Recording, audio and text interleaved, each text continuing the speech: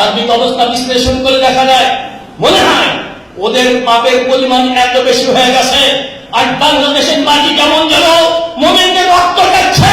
তারা সেই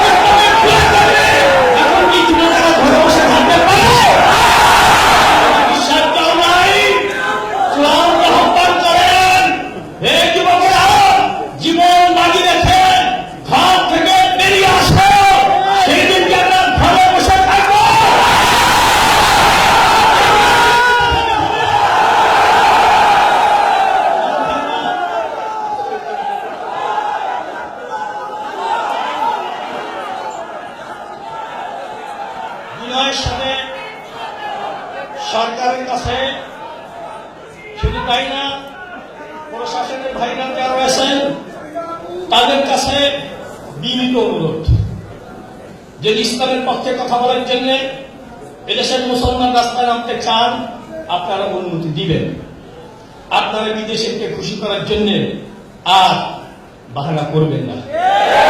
শুধু তাই না, আর একটা অনুরোধ করতে চাই, মূর্তির বিরুদ্ধে, মূর্তি অবসানের দাবিতে পিসাব চরমাই মহাসমাবেশ ঘোষণা করেছেন।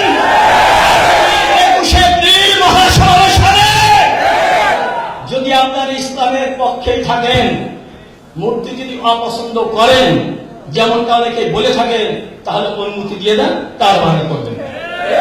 তা না হলে এদেশে মানুষ চূড়ান্ত ভাবে বুঝে নেবে সরকার মূর্তির পক্ষে অবস্থান নিয়েছে, ইসলামের বিরুদ্ধে অবস্থান নিয়েছে। কখনো হতে পারে না। 92 মুসলমান এইটা কখনো মেনে নিবে না।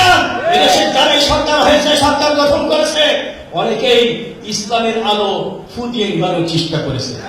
আল্লাহ পাক বলছেন, মানুষের মুখে ফুটে ইসলামের আলো কখনো নিবে না।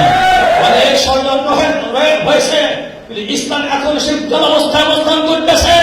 আপনারা যত আগুন নিভানোর চেষ্টা করেন, আলো নিভানোর চেষ্টা করেন, আপনারাই জ্বলে পুড়ে শেষ হয়ে যাবেন। ইসলামের ষড়যন্ত্র থাকবে আর বাতিলের বিরুদ্ধে অবস্থান নেওয়ার জন্য ইসলামী যুব আন্দোলন গঠন করা হয়েছে। এখন যুবকদের কি কাজ, আগে চরিত্র গঠন করা লাগবে। কথা ঠিক না?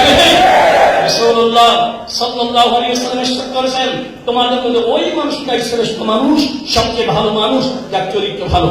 আজকে ইসলামের মডেল হতে হবে। আমাদেরকে দেখেই আমি বুঝতে পারবে যে এইটাই হলো ইসলাম, এইটা হলো মুসলমান। আজকে অনেকেই বিভ্রান্তিতে পড়ে যাওয়ার কারণে, ষড়যন্ত্রের জাল ধরা পড়ার কারণে আজকে কোনটা ইসলাম কোনটা অনিসলাম অনেকে বুঝতে পারে না। সাধারণ বিভ্রান্ত হয়।